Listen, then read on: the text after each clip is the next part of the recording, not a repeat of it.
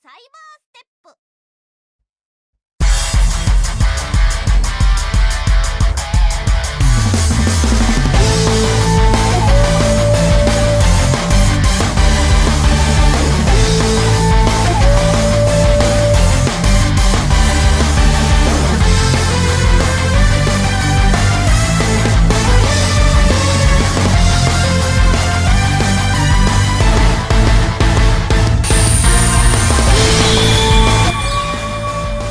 What is up everyone, it's Maow here. Today is a fantastic day to continue our path to help new player in Onigiri.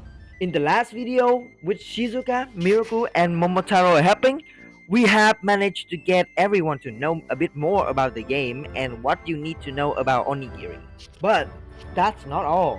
Today we will show you all an even more in-depth guide on what you need to know about the game and also how you will be familiar with all of these basics in the game. Before we get into that, I just want to let you all know that we had a really active chat Discord server called Onigiri.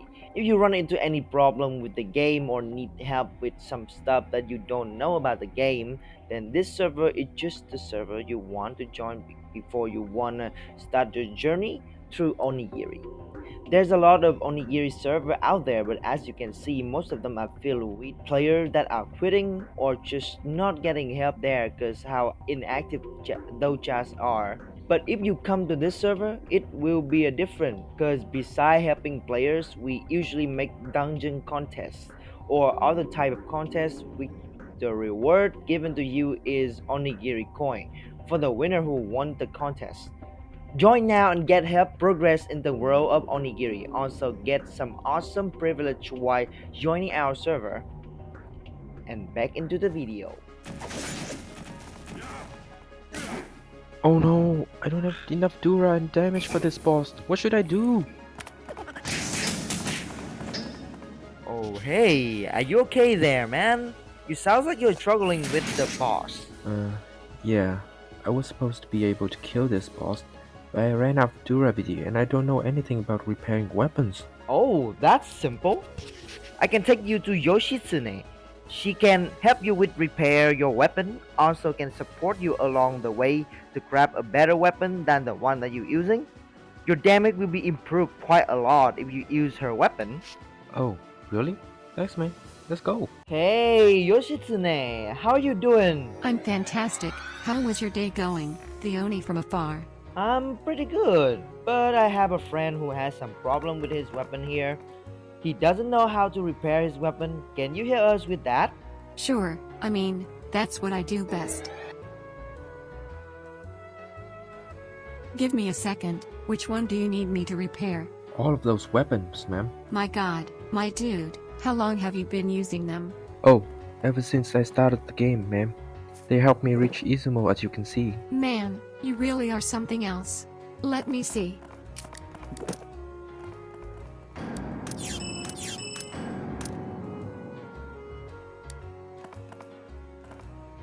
Here you go. Perfect, just like new. Oh, by the way, I heard Noob said that you can also craft weapons and enhance weapon too, right?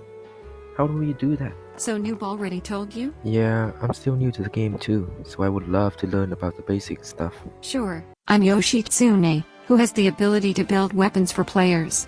With every single weapon tier in the game, I can help you with enhancing, smelting, smith, and repairing weapons. Every weapon had its enhancement limit up to plus 100 for a weapon. Enhancement allows you to upgrade 10 enhancement levels of your equipment every time you break the limit of your weapon. Smelt system allows me to help you break the limit of your weapon in a condition of you already fully filling the last limit of your enhancement. For example, at first, your weapon limit are plus 10, you have to enhance it to level 10 before we smelt your weapon. After smelting your weapon limit from plus 10, it will become plus 20, and you need to do the same again until your weapon reaches plus 100. Smelting can be guaranteed until level 50, and after that your weapon will have a chance to break, which you would want to use smelt reset button A or B to prevent your weapon from being destroyed. Button A will disappear every time you use it, and button B, if you succeed in smelting a weapon, it will remain for the next smelt. Tips for using button B. Try to go past 70% success rate from plus 60 to plus 80, then use button A at plus 90 and use a smelt amulet transcended fortune to get yourself a guaranteed plus 100 weapon. If our friendship level are above 20, I will be able to smelt your weapon to plus 100, which I recommended you try to reach as the first priority goal among all other standard partners. Next, once you already plus 100 your weapon, and still find it's not enough to complete a specific certain content. For example, if you cannot clear Lucifer with plus 100 Myriad King weapons, you can try smithing a better weapon for your damage and element overall. There are 8 types of weapon you can choose to desire during your journey. You can either play one specific weapon, or just play a variety of weapons depending on the build that you choose to go for. For starters, crafting Gargoyle and Dragon Arc weapons, 115 version, should be your first priority goal to increase your damage output. There is so many things to cover for damage output detail, but I will save that into another video. And finally, if your weapon needs some repair, you can look for me to repair your weapon. Whoa, that's a lot of useful information. Recently I picked up so many items. Both my inventory and storage are already full. Do you know a way to solve this problem? Oh yes, that reminds me. Additional tips. There is 2 ways to expand your storage. If you are free to play player or low spender, you can fulfill your resonance requirement to get extra storage space, and also do the subquest from Shizuka to also get free space of the storage. If you are a whale and don't mind spending money on Onigiri coin, might as well do both resonance, subquest, and also buy storage expansion on Shopping Plaza, which you can buy up to 6 of it. For condition to fulfill resonance, you need 6 of your character to be at least level 100 to get maximum amount of storage expansion from resonance. There is an easy way to do that, but it takes some time. Complete the main quest from Onigashima, then, after that, go talk to Chifuri in temporary rift 2 time. First time, enter the rift, talk to Chifuri, then go to Onigashima, and get back to the rift again for the second time to talk to her, then she will get you to open your warding. After that, if you are not yet level 30 after the Kishidan quest, you can do Kentucky dungeon 1 time to at least get past 30, probably 50 to 55 after the run, then, go to warding and do experience dungeon until you reach level 100. The benefit of having full resonance will get you extra defense stat, a bit of Ryo boost, expand your storage, unlock Shinlong Nigiri, reveal potion, and give you 10 extra slots for dungeon items. So many benefits, right? Right. Thanks for your guidance, Yoshitsune Dono. I wish I could learn about other standard partners as well. So that was a really good explanation from Yoshi about weapon and damage. But the first goal for newbie are Gargoyle weapon and Dragon Art weapon. Gargoyle weapon seems to be pretty easy to craft with the recipe. But what about the Dragon Art weapon? You mean those complicated dragon-looking weapons? Yes, it has the weird gold rarity weapon to craft a Dragon Art weapon. So how can I get these? Oh, actually, it's really easy. Oh, you know how to get them? Yeah, that's my purpose of being here today. XDDDDDDD.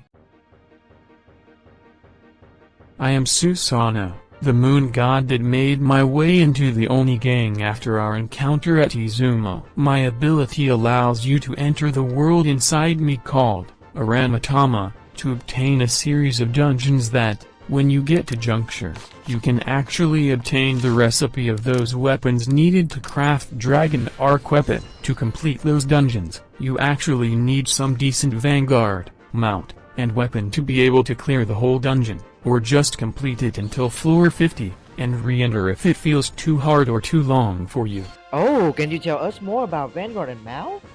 How can a new player access those features? It depends on the kind of player that you want to be. If you are free to play, you can get some Vanguard like GNI, Izuna, or for mount there is Brownie, Hound Dog, and Mighty Vine. There are some other partners that you can get for free through the event, but I will talk about them later, when they release the event along with them. For now, that's all we got to know. If you are low spender, or a whale, there is a lot more option on Vanguard and mount, but they kinda lock after the paywall.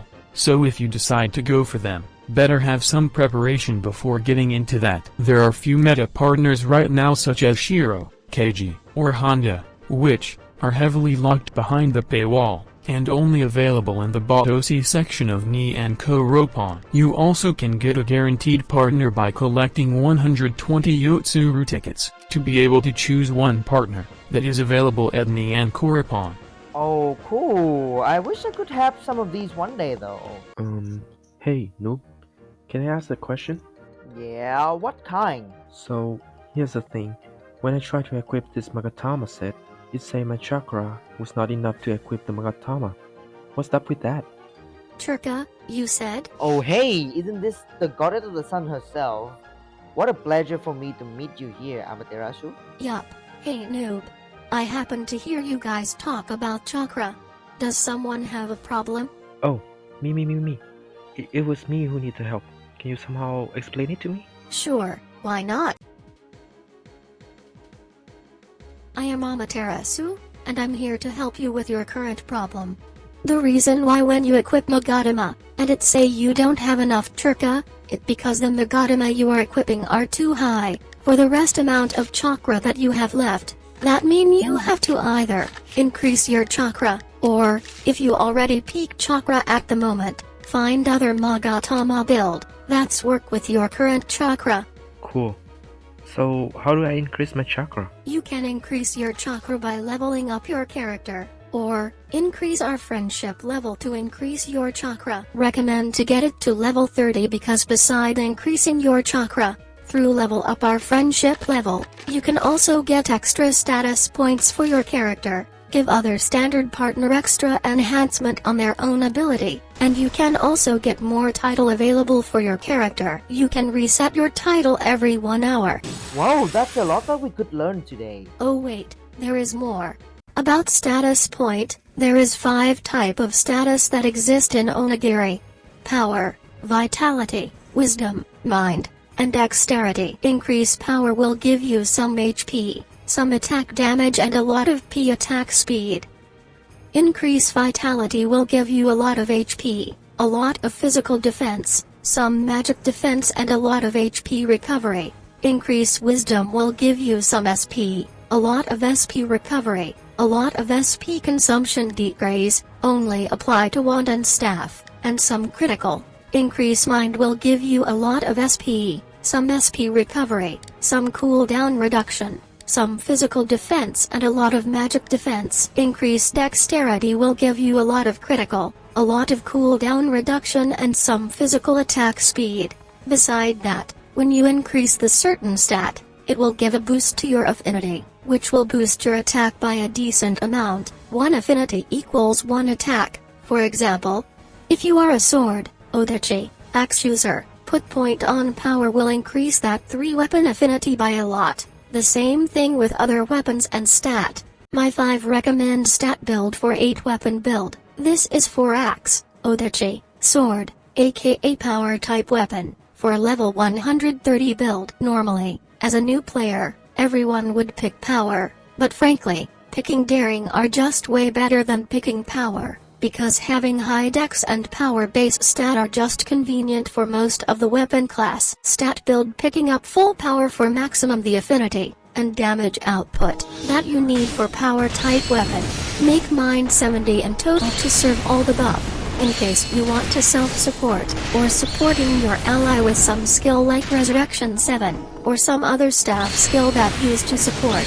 Also it gives you a decent amount of cooldown reduction, and SP, for you to have better rotation on your skill damage. Also having wisdom around 100 total, allow you to have 500% SP recovery, always necessary for all classic set of spear, because spear skill regular just cost way less and do a huge damage. Dex around from 90 to 100 in total, to make sure you are getting a decent amount of crit and cooldown reduction as well, along with attack speed. This is for spear user. Vitality weapon type stat build. For level 130 character, go for defensive, if you wanna be perfect on physical defense, and magic defense. Or you can go for power type. This power type gives your character a bit of attack damage, and physical attack speed while still being really tanky and taking on any challenge from the enemy. And this is my recommended build for it. This build scale your potential DPS as a spear user into peak point, also balance out between defense and DPS. You can be super tanky while doing a ton of damage, and while having that much advantage, the build still give a bit of SP regen, crit, and cooldown reduction for spear user. This is what makes spear users so OP at this game, aka top tier weapon type. This is for wand user, wisdom weapon type stat build. For a level 130 character, wand user is a ranged weapon user using magic damage, with most of their skill being 100% elemental damage. With this character type, you can extend the potential damage of your wand character, priority crit and cooldown reduction to make skill work better for wand. Also the substantial stat SP reduction, exclusively only for wand and staff, make it even better to go for. Using this stat build, you can do maximum damage while still being a bit tanky as a range user. Refill the whole of the range weapon users so that they are really easy to die if you keep taking hits from the enemy. This is for staff user, mine weapon type stat build. For a level 130 character, not a lot of people go for offensive staff users, but if you happen to go for it, using this build give you like other weapons, you can be op with staff, while still having a decent to good amount of other stat. You can also go for this character type, if you are playing as a 100% support, and this is a recommended build for staff user. The build allows you to swap between offensive and defensive build without changing stat point for it. The magic cast speed also increases if you max wisdom, so go for this build are just best for staff overall in my opinion. This is for bow and twin swords user. Dexterity weapon type stat build. For a level 130 character, physical attack speed are always baby when it come to physical attack class, casting a skill faster, and then get to the next one on just a blink of an eye. Also a tip for even more faster on attack speed. When you cast Ugi, Sublime etc. using one regular skill, as short as possible first, then cast the Ugi, Sublime second, will tremendously increase your attack speed at the Ugi, Sublime skill. Keep doing that until you have so many SP regen and still running out of SP. That mean you have success on manage your rotation during a boss fight. For bow, twin sword I suggest it has the same concept with power type stat, and only swap from power over to dex to make it max. Man, you are really our god of savior, Amaterasu. It has been amazing that you go all your way to help us like this. Don't mention it. Helping newbies is also what I love to do too. If you have any better stat build for all of those weapons, leave it in the comment section, we would appreciate that. Anyway, this is conclude part 2 of Onigiri Newbie Guide series. If you like the video, make sure to like, subscribe, and turn on the notification bell so you will see more of Onigiri content from my YouTube channel in the future. Also, don't forget to join our Discord server to get extra help, also so many privilege while playing the game. If you have any suggestions for the future content, leave it in the comment section down below. Until next time, I'll catch you all soon. Peace.